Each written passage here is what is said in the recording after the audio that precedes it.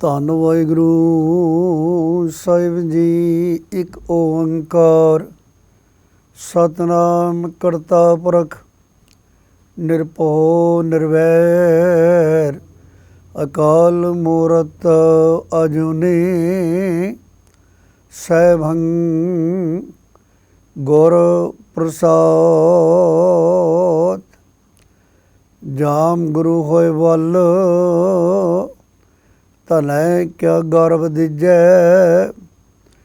ਜਾਮ ਗੁਰੂ ਹੋਏ ਵੱਲ ਲੱਖ ਬਾਹੇ ਕਿਆ ਕੀਜੈ। ਜਾਮ ਗੁਰੂ ਹੋਏ ਵੱਲ ਗਿਆਨ ਅਰ ਧਿਆਨ ਨਲ ਪਰ। ਜਾਮ ਗੁਰੂ ਹੋਏ ਵੱਲ ਸ਼ਬਦ ਸਾਖੀ ਸੋ ਸੱਚੈ ਘਰ। ਜੋ ਗੁਰੂ ਗੁਰੂ ਐਨਸ ਜਪੈ ਦਾਸ ਭੱਟ ਮਿਹਨਤ ਕਹੈ। ਜੋ ਗੁਰੂ ਨਾਮ ਰਿਦ ਮੈਂ ਤਰੈ ਸੋ ਜਨਮ ਮਰਨ ਦੋਥੇ ਰਹਿ। ਗੁਰ ਬਿਨ ਘੋਰ ਅੰਧਾਰ ਗੁਰੂ ਬਿਨ ਸਮਝ ਲਾਵੈ। ਗੁਰ ਬਿਨ ਮੁਕਤ ਨ ਸਿੱਧ ਗੁਰੂ ਬਿਨ ਮੁਕਤ ਨ ਪਾਵੈ। ਗੁਰ ਬਿਨ ਘੋਰ ਅੰਧਾਰ ਗੁਰੂ ਬਿਨ ਸਮਝ ਲਾਵੈ।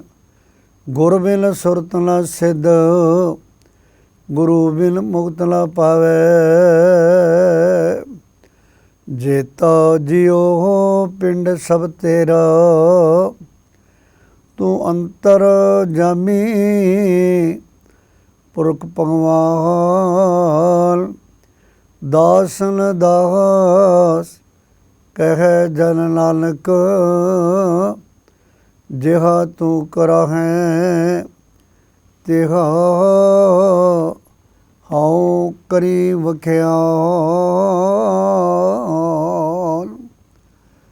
ਵਾਹਿਗੁਰੂ ਜੀ ਸਤਿਨਾਮ ਵਾਹਿਗੁਰੂ। ਆਸਾ ਮਹਿਲਾ ਪੰਜਵਾਂ ਦੋ ਪਦੇ। ਲੂਕ ਕਮਾਨੋ ਸੋਈ ਤੁਮ ਪੇਖਿਓ। ਮੂੜ ਮੁਗਦ ਮੁਕਰਾਨੀ। ਆਪ ਕਮਾਨੇ ਕੋ ਲੈ ਬਾਂਧੇ ਫਿਰ ਪਾਛੈ ਪਛਤਾਨੀ। ਲੂਕ ਕਮਾਨੋ ਸੋਈ ਤੁਮ ਪੇਖਿਓ। ਮੂੜ ਮੁਗਦ ਮੁਕਰਾਨੀ। ਆਪ ਕਮਾਨੇ को ले बांधे हैं फिर पाछे पछतानी। प्रभ मेरे सब विद्या गए जानी। भ्रम के मुँह से तू राखत पर्दा। पाछे जी की मानी। प्रभ मेरे सब वेद आगे जानी। भ्रम के मुँह से तू राखत पर्दा। पाछे जी के मानी रहो। जित जित लाए तित तित लागे। क्या को करे प्राणी। बख्श लहो पार ब्रह्म स्वामी। नानक सद कुर्बानी।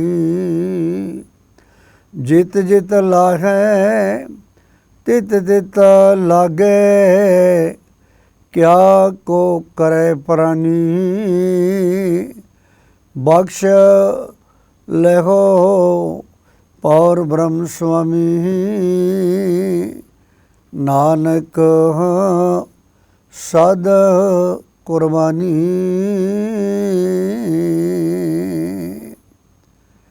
ਸ਼ਬਦ ਗੁਰੂ ਜ਼ਾਇਰਾਂ ਜ਼ਹੂਰ ਹਾਜ਼ਰਾ ਹਜ਼ੂਰ, ਸਰਬ ਕਲਾ ਭਰਪੂਰ ਜਗਤ ਗੁਰੂ, ਭਗਤ ਵਛਲ ਕਿਰਪਾ ਨਿਧਾਨ, ਵਾਲੀਏ ਕੁਲਾਲਮ ਸਰਵਰੇ ਕਾਇਨਾਤ।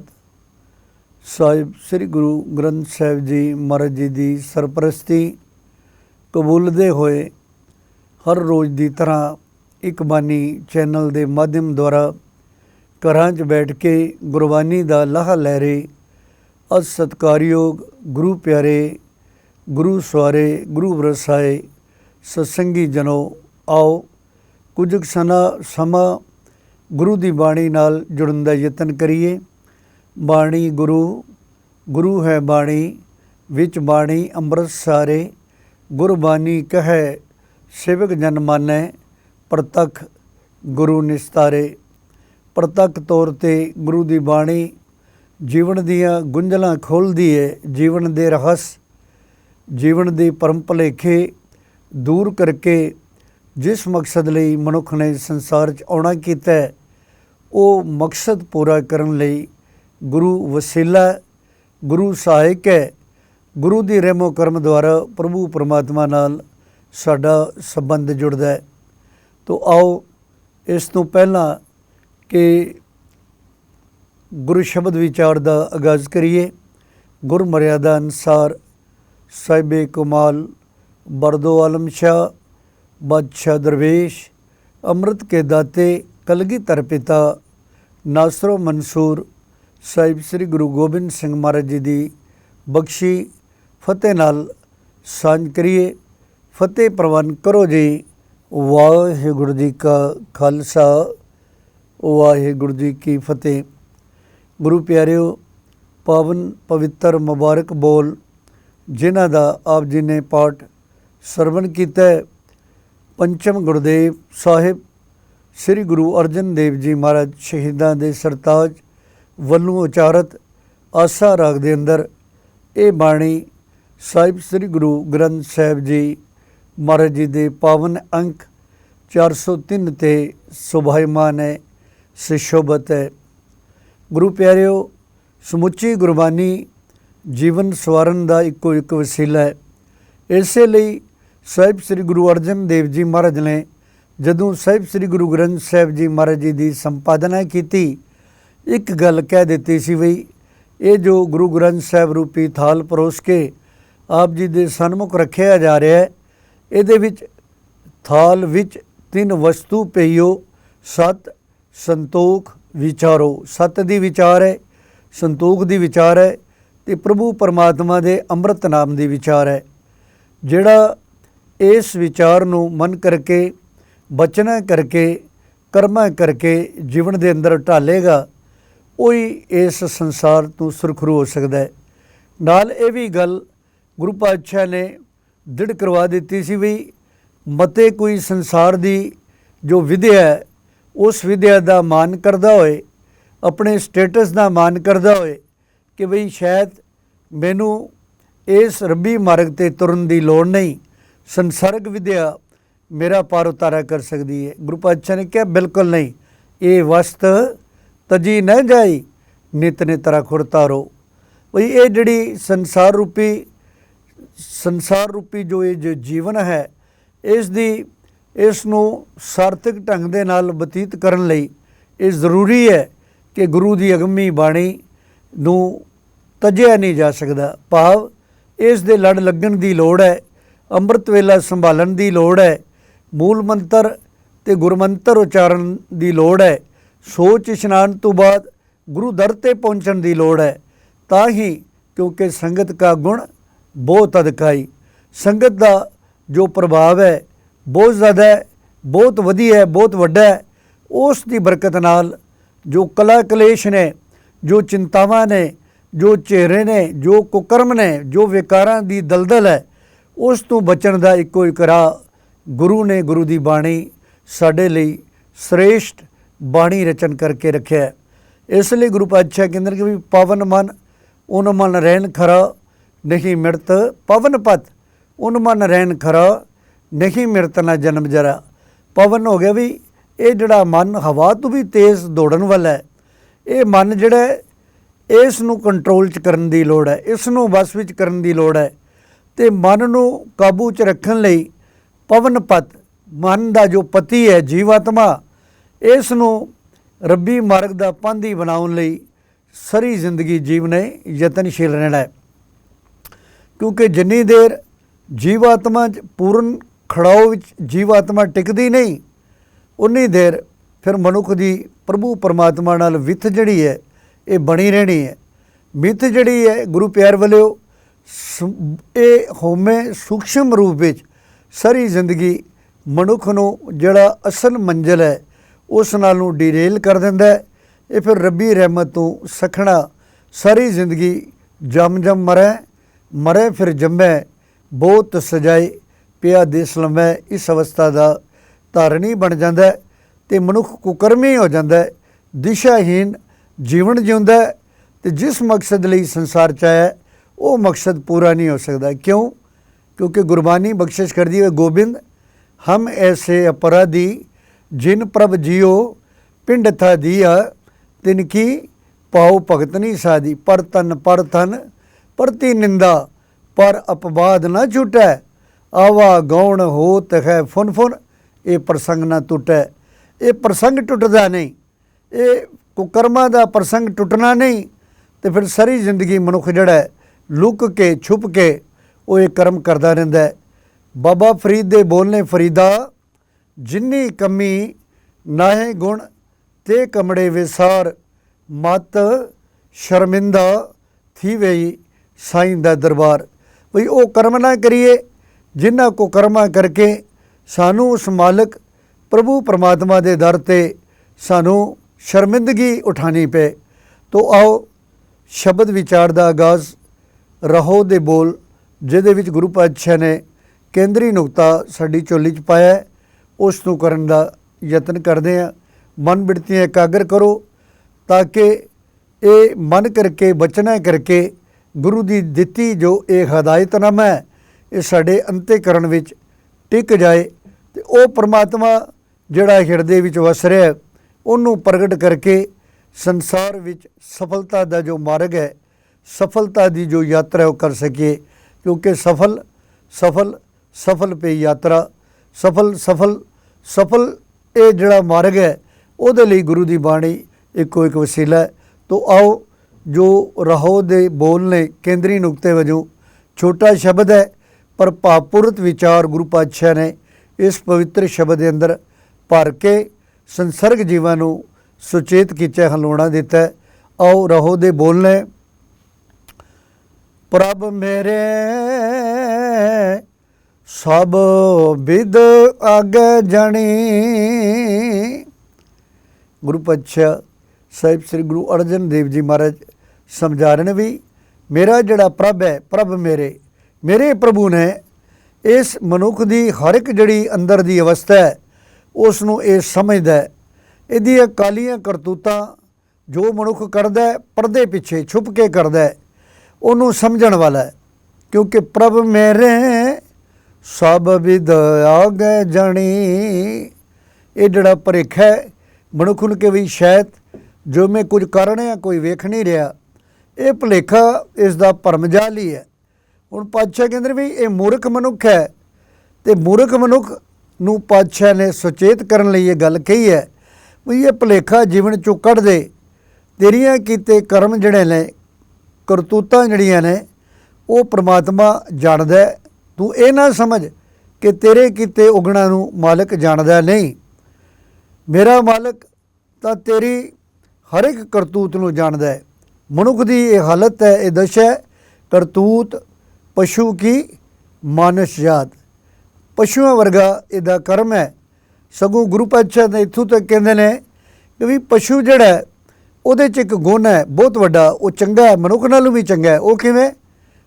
ਪਸ਼ੂ ਮਿਲੇ ਚੰਗਿਆਈਆਂ ਖੜ ਖਾਵੇ ਅੰਮ੍ਰਿਤ ਦੇ ਨਾਮ ਬੇਹੁਨੇ ਆਦਮੀ ਤ੍ਰਿਗ ਜੀਵਨ ਕਰਮ ਕਰੇ।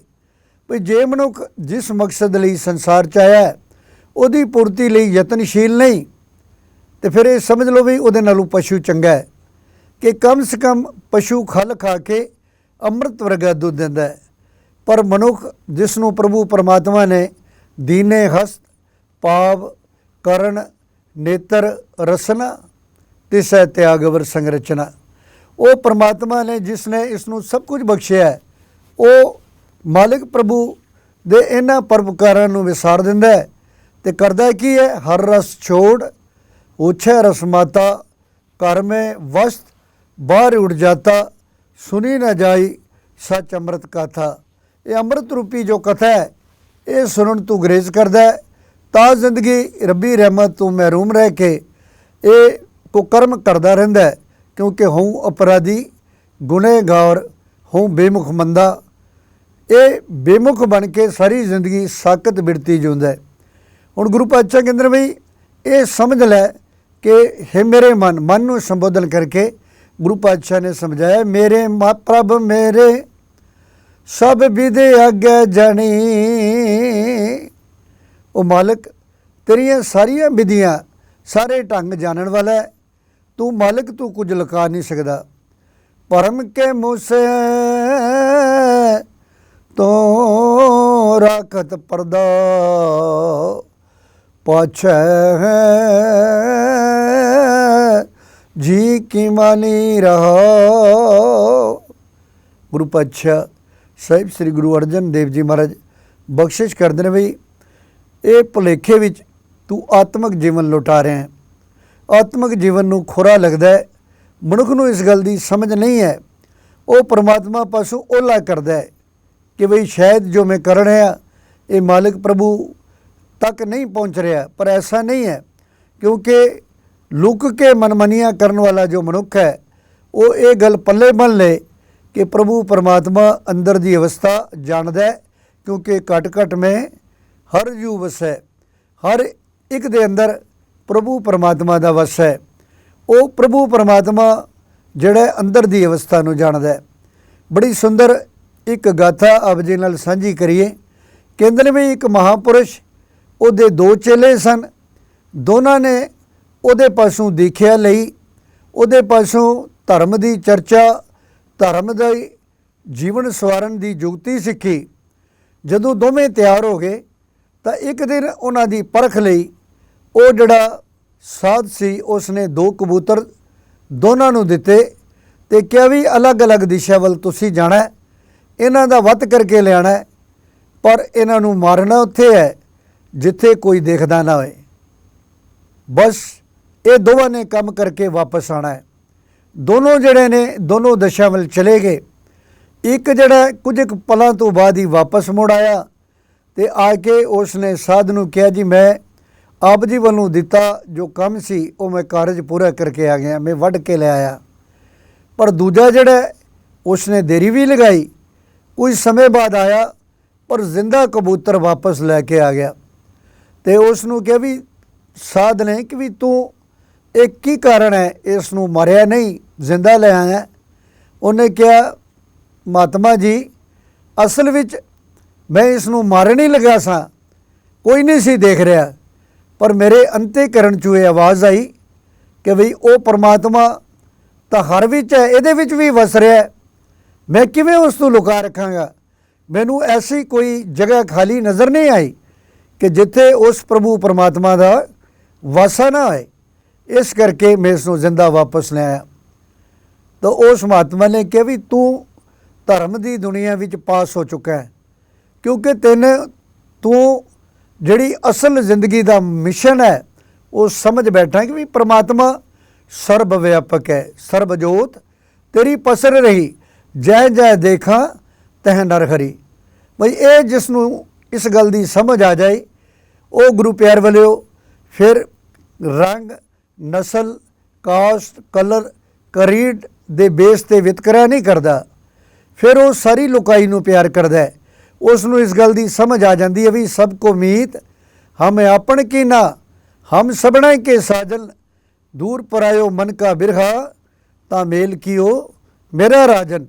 फिर ऐसे मनुख के अंदर पराई तात जिहड़ी है जन्म नहीं लैंदी कि उन्होंने समझ आ जाती भी विसर गई सब तात पराई जब ते साध संगत मोह पाई ना को वैरी नहीं बेगाना सगल संग हमको बनाई। यही गुरु प्यार वालिओ सारे धर्मां दा उपदेश है कि प्रभु परमात्मा जर्रे जर्रे विच व्यापक है, तो फिर ये उसकी पैदा की जो रचना है इसका करतव्य है कि प्रभुकारी गुणा नाल लबरेज होके सरबत दा भले लई अग्रसर हो जाए, सारी जिंदगी जिहड़ी है वो मालिक की सेवा ते सिमरन विच गुजारे। गुरु नानक पातशाह ने 3 उदासियां जो कीतियां ने धर्म प्रचारक दौरे भाई साहब भाई मरदाना जी ने ना रखे है, पर तिन्ना प्रचारक दौरिया समय 3 जिहड़े मुख जिहड़े गुरु पातशाह ने उपदेश दे सिर ते सारी लोकाई 3 करोड़ गुरसिखां नूं अपने जीवन काल च गुरदीखिया दित्ती सी। हुण ਉਹ ਸੀ किरत करनी नाम जपना ते वंड छकना, ये गुरमत के उपदेश सन, ये गुरमत के सिद्धांत सन।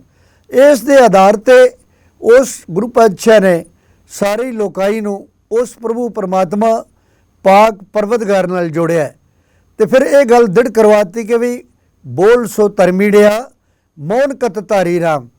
बई जदों धर्म की गल जदों बेइनसाफी की गल होए उत्थे फिर चुप नहीं रहना, उत्थे तुसी सच दे मार्ग ते तुरना है, क्योंकि सच्चे मार्ग चलदियां उस्तत करे जहान। तो गुरु पातशाह बख्शिश करके गुरु अर्जन देव जी महाराज अज दे इस रहो दे बोलों द्वारा यही गल समझा रहे हैं कि भाई परम के मुँह से राखे रातू राखत परदा, भाई तू परमात्मा पासों ओला करदा है, पाप करी जा रहा है, ये भरम भुलेखे तू लुटिया जा रहा है। मूसा हो गया लुटना, लुटिया जाना, ते पर्दा करदा है तू वजो साहिब की सेब बेरानी ऐसे गुण अच्छा देव प्राणी। इन्हां उगणा नाल तू परमात्मा का दिता खाना है, पर गुण उस दे विपरीत कर्मशील है, इसलिए उगणा की पंड तू बन्नी हुई है। इसलिए गुरु पातशाह कहते हम अवगुण भरे एक गुण नाई, अमृत छाड़ बिखै बिख खाई। अवगुणा नाल भरे हाँ, एक भी गुण नहीं है अंदर, तो फिर आत्मक जीवन देने वाला जिहड़ा नामरस है जिन्हों अमृत कह वो छड़ के अमृत छाड़ बिखै बिख खाई। माया मोह परम पै भूले सुत दारा स्यों प्रीत लगाई। माया दे मोह करके ये जिहड़ी सिलक है माया दी मोह दी सिलक है इस जंजीर विच बझे होए हैं। यही कारण है कि ना असी स्वासां दा दसवंध कढ़ीए, ना असी गुरु दर ते जाइए, ना धर्मी मार्ग दे पांदी कर बनीए, ते जीवन साडा अजाई जा रहा है। इसे करके मनुख जिहड़ा है ये हमेशा ये दुखी जीवन बतीत करता है। इसे करके मनुख जिहड़ा सारी जिंदगी जीवन च खोट कमांदा है, को कर्म करता है, तो बेकारां दी दलदल विच जीवन गुजारदा है। मनुख दे वस दी गल भी नहीं, क्योंकि अवर पंच हम एक जना क्यों राखें घर बार मना, मारें लूटें नीत नीत किस आगे करी पुकार जना। तो गुरु पातशाह साहिब श्री गुरु अर्जन देव जी महाराज ने राहो दे बंद द्वारा ये गल समझाई है कि भाई तू जो लुट्टा कसुट्टा करदा है, जो छुप के कर्म करदा है, ये तेरे सारे कर्म जड़े ने प्रभु परमात्मा की दृष्टि गोचरे ने, बच नहीं सकता। तो फिर जो तू किया, जो तू कर रहे हैं, जो मैं किया सो मैं पाया, दोष न दीजै अवर जना। फिर जो असी करांगे वो सानू वड्ढना पैना है। ये मुख विचार राहो दे बोलों द्वारा साहिब श्री गुरु अर्जन देव जी महाराज ने साड़ी झोली च पाई है। सारा ही शब्द गुरु प्यारिओ इस ही विचार नूं खोलदा है। आओ आरंभक पंक्तियां तो शब्द विचार का आगाज़ करते हैं। आसा महला पंजवा, आसा राग का नाम है, महल पंजवा, पंजवें गुरुदेव की बाणी है। दो पदों की बाणी गुरु पातशाह ने बख्शी है। आरंभक बोलना है, लोक कमानो सोई तुम पे ख्यो, मूड़ मुगद मुकरानी। गुरु पातशाह कहते भी मनुख की ये दशा है कि छुप लूक हो गया भी छुप छुप के काम करना, भाई छुप के ये दृश्य कर्म करता है, ये सोचता भी कोई देख नहीं रहा। पर गुरु पातशाह कहते भी सोई तुम पेख्यो हे प्रभु, जड़ा जड़ा ये उगन करी जा रहा है ये आप जी की नज़र तो ओले नहीं हो सकता, आप सब कुछ जानने वाले हो। पर ये मूर्ख बेसमझ मनुख जो है ये अविद्या अज्ञानता करके फिर ये ओगन करके मुकर भी जाता है, पाप मनन नूं भी तैयार नहीं, ये ओगन भी करता है फिर उसके बावजूद मनन नूं तैयार नहीं। ये इसका बहुत वड्डा दुखांत है कि जड़ा जड़ा मंदा काम करता है लुक के करता है वो परमात्मा आप देख रहा है पर यह मनन वास्ते तैयार नहीं। आप कमान को ले बंद है फिर पाचा पछतानी। फिर मंदे कर्मा करके फड़िया जाता है, जिमें चोर जे चोरी करदे सन लगांदे फड़िया जाए, जो उहदी दुर्दशा होंदी है वो बड़ी माड़ी दुर्दशा है। बस इस तरीके दे नाल गुरु पातशाह कहते भी ये भी जड़ा दुष्कर्म करता है तो जदों पाज इहदा उगड़दा है फिर इनू पछतावा लगता है, पर उस वक्त इसका कुछ सुधरन वाला नहीं, इनू कोई लाभ नहीं, क्योंकि समा बीत गया। जदों समा बीत जाए उहदे बाद जीवन सवरन दी कोई घटना बचती नहीं। तो गुरु पातशाह कहते भाई प्रभ मेरे सब विद आपे जागे जानी, परम के मुँह से तू रखत पर्दा पातशाह जी के मानी रहो दे बोलों की विचार कर चुके हैं। गुरु पातशाह कहते भाई हे प्रभु आप जी संसर्ग जीवां दी, क्योंकि आप उन्हां विच बैठे समाए होए हो, सारे संसर्ग जीवां दी जिहड़े कीते कर्मां नूं वाचन वाले हो। मालिक प्रभु इस किरत नालों वाखना ही है, वो सब कुछ वेख रहा है। साहिब बख्शिश करते हैं जित जित लाए तित तित लागे क्या को करे परानी। शब्द दे आखिरी बोलां साहिब समझा रहे भी हे मेरे मालक जीवां दे वस की गल नहीं, क्योंकि जैसे जैसे इन्हां दे पूर्वले जन्मदां दे संस्कार ने उस अनुसार जी इत्थे आके भी रब्बी मार्ग ते पूरा होने की जुगती इन्हां सीखी नहीं, इत्थे भी कुछ संगत विच पै गए, पर तां जिंदगी ये परमात्मा नालों भी सहेल लैणगे। जीवां नूं जिधर मालक लांदा है उन्हां दे कीते कर्मां अनुसार उधर उधर ही वो विचारे लग पैंदे ने। परमात्मा की प्रेरणा अगे इन्हां दी कोई हील नहीं, कोई हिज्जत नहीं। बख्श लियो पार ब्रह्म स्वामी नानक सद कुर्बानी।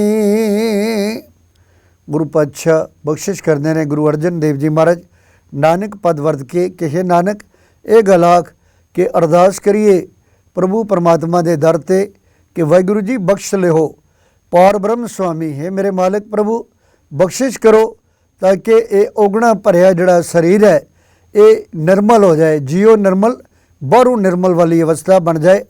बख्श लियो पार ब्रह्म स्वामी नानक सद कुर्बानी। मैं तैथों सदा कुर्बान जाना। ये मुख विचार गुरु पातशाह ने अज पावन पवित्र शब्द द्वारा ये गल समझाई है कि संसार विच जो भी दुष्ट कर्म मनुख करदा है उहदी सज़ा उहनूं मिलेगी, क्योंकि उहदे औगण लुके नहीं रह सकते। परमात्मा अंदर की अवस्था नूं जानन वाला है। गुरु पातशाह बख्शिश करन गुरु की अगम्मी जिहड़ी विचार है ये अविद्या नूं खत्म कर सके, क्योंकि माधो अविद्या हित कीन विवेक दीप मलीन। अविद्या करके अज्ञानता करके ज्ञान का दीवा जगदा नहीं। जे दीवा नहीं जगया फिर अंधकार दूर नहीं होएगा, क्योंकि दीवा बलै अंधेरा जाए। इन्नियां विचारां प्रवान गुरु पातशाह के दर ते जोदड़ी करिए। होइयां भुल्लां बख्श लेना। एक बानी चैनल की समुची प्रबंध की टीम का बहुत बहुत धन्यवाद। फतेह नाल सांझ करो जी। वाहिगुरू जी का खालसा वाहिगुरू जी की फतेह।